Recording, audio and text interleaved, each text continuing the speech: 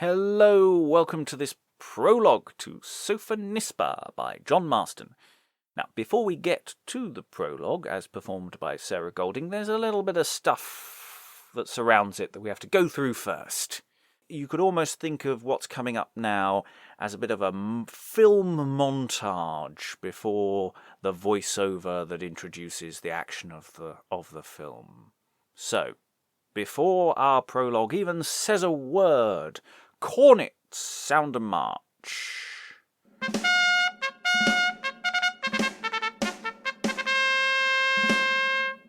Okay, it's probably sounded different than that, but this is all we've got to hand in terms of sound effects. So cornets, marching. It's the kind of thing that will wake an audience up if they've not been paying attention. Enter at one door the prologue, 2 pages with torches, Asdrubal and Yugath, 2 pages with lights, Massinissa leading Sophonisba, Xanthia bearing Sophonisba's train, Arcathia and Nicaea, Hanno and Bythias. So, quite a few people enter from one door. They've got some torches with them. It's probably quite dramatic. At the other door, At the other door, 2 pages with targets and javelins, 2 pages with lights, Syphax armed from top to toe, followed by Vanga. Now, that as text is perhaps a little unhelpful. So let's put it another way.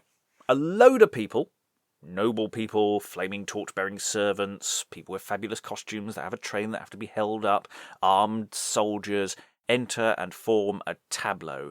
2 groups coming from different doors, setting up opposing sides.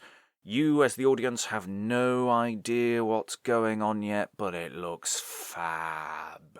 Remember, this is a boys' company. It's an indoor playhouse. So, nice. Flaming torches. They should look good. The prologue stands between the 2 opposing forces and speaks, or as it says in the text, These, thus entered, stand still, while the prologue, resting between troops, speaks. The scene is Libya, and the subject thus.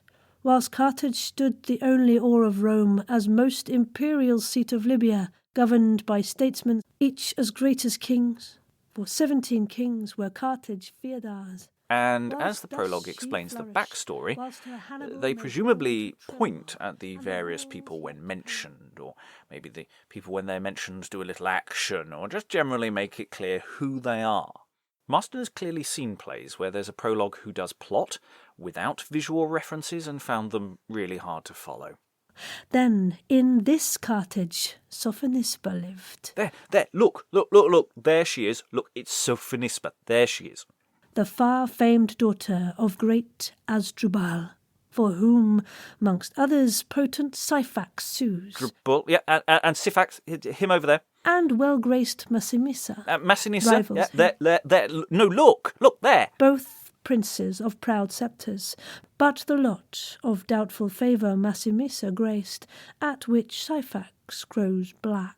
And after setting up the plot, the prologue steps back somewhat. For rest, thus knowing what of this you hear, the author lowly hopes, but must not fear, for just worth never rests on popular frown.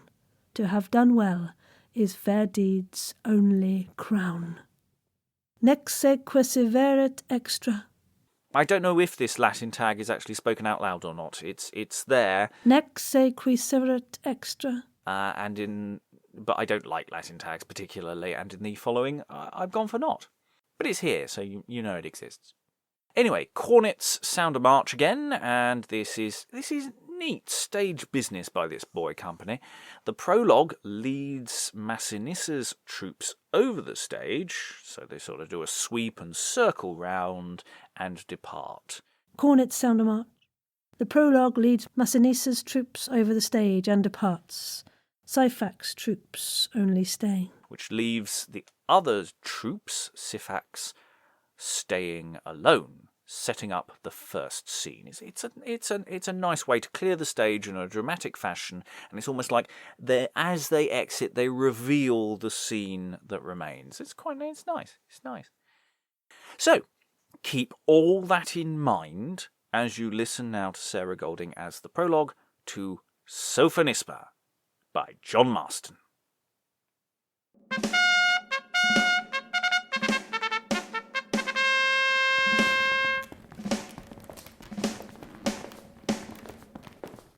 The scene is Libya, and the subject that, whilst Carthage stood the only oar of Rome as most imperial seat of Libya, governed by statesmen, each as great as kings, for 17 kings were Carthage feodars. Whilst thus she flourished, whilst her Hannibal made Rome to tremble, and the walls yet pale, then in this Carthage Sophonisba lived, the far-famed daughter of great Asdrubal, for whom, mongst others, potent Syphax sues, and well-graced Massinissa rivals him. Both princes of proud sceptres, but the lot of doubtful favour Massinissa graced, at which Syphax grows black. For now the night yields loud resoundings of the nuptial pomp. Apollo strikes his harp, Hymen his torch, whilst lowering Juno with ill-boding eye sits envious at two forward Venus. Lo, the instant night, and now ye worthier minds to whom we shall present a female glory, the wonder of a constancy so fixed that fate itself might well grow envious. Be pleased to sit, such as may merit oil and holy dew, stilled from diviner heat. For rest thus knowing, what of this you hear, the author lowly hopes, but must not fear. For just worth never rests on popular frown, to have done well is fair deeds' only crown.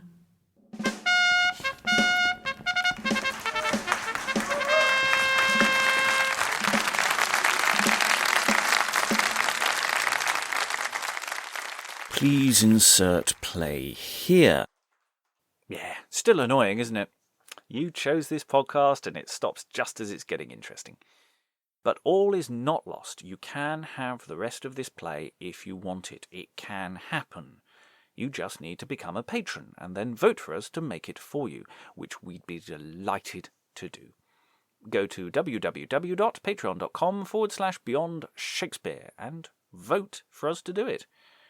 And if you can't wait to hear more, there will be the epilogue of this play available on the podcast in a month or so, performed by the wonderful Fiona Thrale. If you're listening to this on release, you can hear that episode now on the Patreon feed, because they got it early. If you're listening to this in the future, it's probably already out somewhere. Hunt for it in the feed. Once again, if you'd like us to record this play or any other play written prior to 1642 not by Shakespeare, then become a patron, and at patreon.com/Beyond Shakespeare, vote for it. And to close, here's that prologue again. I've been your host, Robert Crighton, and the prologue is performed by Sarah Golding. Enjoy. The scene is Libya, and the subject thus. Whilst Carthage stood the only oar of Rome as most imperial seat of Libya, governed by statesmen, each as great as kings, for 17 kings were Carthage feodars. Whilst thus she flourished, whilst her Hannibal made Rome to tremble, and the walls yet pale, then in this Carthage Sophonisba lived, the far-famed daughter of great Asdrubal, for whom, mongst others, potent Syphax sues, and well-graced Massinissa rivals him. Both princes of proud sceptres, but the lot of doubtful favour Massinissa graced, at which Syphax grows black. For now the night yields loud resoundings of the nuptial pomp. Apollo strikes his harp, Hymen his torch, whilst lowering Juno with ill-boding eye sits envious at two forward Venus. Lo, the instant night, and now, ye worthier minds, to whom we shall present a female glory, the wonder of a constancy so fixed that fate itself might well grow envious. Be pleased to sit, such as may merit oil and holy dew, stilled from diviner heat. For rest, thus knowing, what of this you hear, the author lowly hopes, but must not fear, for just worth never rests on popular frown. To have done well is fair deeds' only crown. You can hear Sarah Golding all over the podcasting world as a voice actor and as leader of MADIVA Podcast, or Modern Audio Drama Indie Voice Acting Podcast, at Quirky Voices for episode information and stuff. Go on, have a listen.